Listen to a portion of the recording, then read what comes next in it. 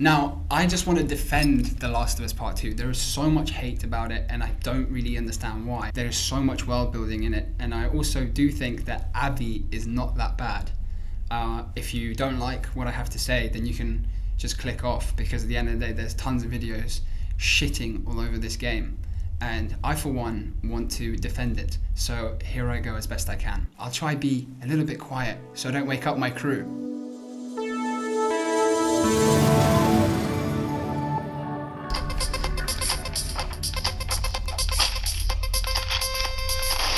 Oh, hi there. You've caught me playing Hotline Miami on the PS Vita. Funnily enough, I was playing The Last of Us. In fact, I completed it maybe about half an hour ago. And during that gameplay, I actually killed someone playing on the Vita, playing the same game, Hotline Miami. Now, to other people, that may just be an Easter egg, or it may just be a little wink to the PS Vita, a console that never really had a good chance to get going. I believe it's something a little bit more intentional than just an Easter egg. You see, I think that the whole idea of Hotline Miami and The Last of Us 2 kind of coincides with each other. Neil Druckmann, the director of The Last of Us 1 and 2, has said multiple times that The Last of Us 2 is about the cycle of violence. But I'd never really understood exactly how far he would go through with that until I killed the person playing Hotline Miami on the Vita. Then I realized this isn't just a sequel. It was a whole deconstruction of video games in general and video game violence. And I, for one, commend it for that. So I'm going to cut straight to the point, okay? Joel dies at the beginning of the game. It's brutal and it was horrible to watch. And I hated it. But I didn't react just yet negatively. I wanted to see where the story would go. Now, because the first game you're playing as this character, it matters so much to you that you can play as him again in the second one. However, that's not how things worked out for the game, and that's not how things work out in life. Just because you want something to happen doesn't necessarily mean it will happen. And I think that The Last of Us 2 sends a really strong message on how you don't always get what you want. In fact, Joel even says to Ellie in a flashback in The Last of Us 2, I know you wish things were different. Hell, I wish things were different, but they ain't. Now, this means a lot.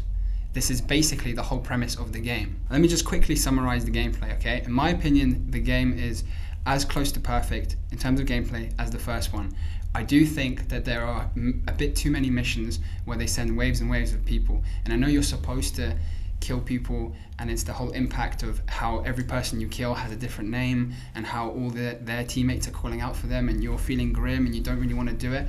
That's fine, but I do think the game would have benefited from having less missions where you kill them and maybe just having more story missions where you're just walking and looking and stuff, because despite what you think, we all love that, and it doesn't always have to be kill, kill, kill, kill, or zombie, zombie, zombie, zombie. When Naughty Dog asks you to play as Ellie and kill all these people, at first you really want to do it, but then the more you play, the more you're like, Ellie stop, what are you doing? This isn't right, this isn't you.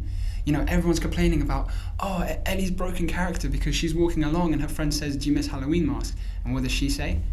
She says, no, I don't, they're not for me. And everyone's upset because of course she loves Halloween masks. Ellie's not the same, okay? She's changed.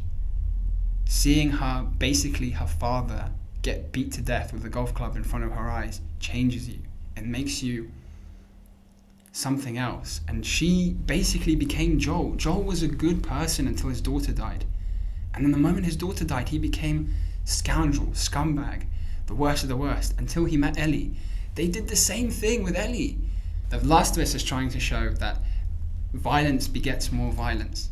Okay? It's not trying to show you, look, here's Joel and Ellie and everything's fine. Joel isn't a good guy. Not really, okay? He did something that's very human. Yeah? He saved Ellie's life, and there wasn't going to be a cure for humanity. That makes plenty sense. However, he's not a good person. He should have kept her in the hospital. She should have died so the cure for mankind could have been created. He didn't do that. And that's a choice that we're all happy with because we care about Ellie, but that's not good for humanity. So everyone that's saying, oh, Joel's such a good guy, man, how could he have died like that? How could Naughty Dog do my man so dirty? He didn't belong to you. It's a character that they have every right to do with what they want. If you don't like that, then you can go back to play other games. You know, I watched like the PewDiePie play The Last of Us Part 2 for a bit, and he was doing a section where it was just Joel and Ellie walking, and it was a flashback, and he goes, Joel! Just need to build up your calluses, that's all. God, couldn't they just continue here, please? Just continue from here. The truth is, once he lied to Ellie, their relationship was broken from the start. And I think the reason why everyone was so disappointed in Joel's death is because no one cried. But you're not supposed to cry. You're supposed to feel angry. You're supposed to feel just pure hatred for the character that killed them, which makes sense since you're controlling a character that's getting revenge for that character. I believe that they did this on purpose. I was playing The Last of Us 2, and when Joel died horribly, I was so physically angry. I couldn't stand it. But I didn't cry, and I wanted to. But I tell you what, in the conversation at the end, where he has with Ellie in the flashback, I cried then. Because man, did I miss him. I missed him when he wasn't involved with violence. I missed him for the dad and daughter relationship. And you get that. And Abby, I think, is the key to The Last of Us 2 and why I think it works. If you don't like Abby's character, then go right ahead, comment, say how much you hate her. Everyone else is doing the same thing. But if you're just slightly on my side, please let me know, because I'm so confused. She's not a bad character. She's flawed, just like Joel, just like Ellie. She's been through terrible things. In fact, I was closer to crying when her father died than when Joel got beaten to death, because one was sad and the other one was pure anger and hatred. And I think that there's something really, really magical about how Naughty Dog almost makes you feel an emotion that you don't want to feel. So Abby, this completely brand new character who's super hench, by the way. Abby's a part of a member of the Wolfgang, and they're all big and hench like that. And she's just so fixated on revenge that she doesn't have time for anything else. She will go to the gym, she will get big, and she wants that revenge so badly. Now, a lot of people are complaining that not only does Joel die at the beginning, but they actually force you to play as his killer. I think it's genius, and here's why. At first, I really didn't like that choice. At the beginning, before I even knew that I was gonna kill Joel as this character, I was sort of kind of like, I don't want to play as this person. I don't really know who she is or what she's about.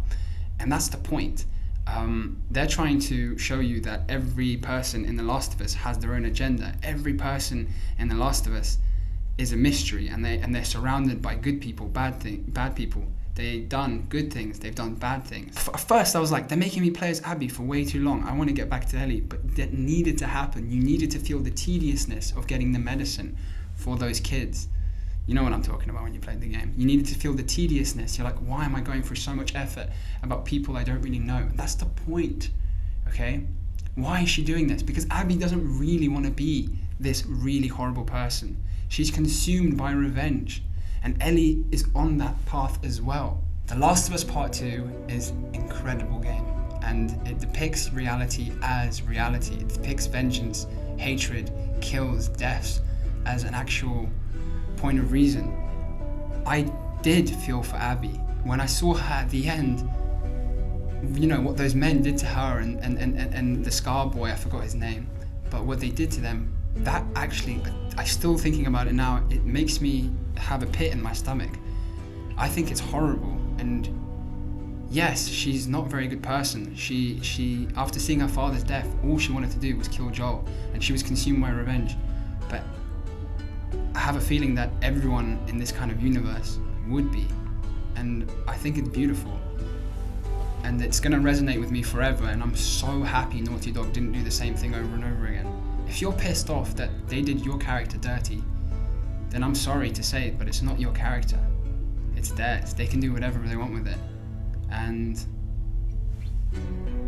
I don't mind it, and I hope there's many other people like me who actually do appreciate The Last of Us Part 2 and who actually see that it's more than just a sequel.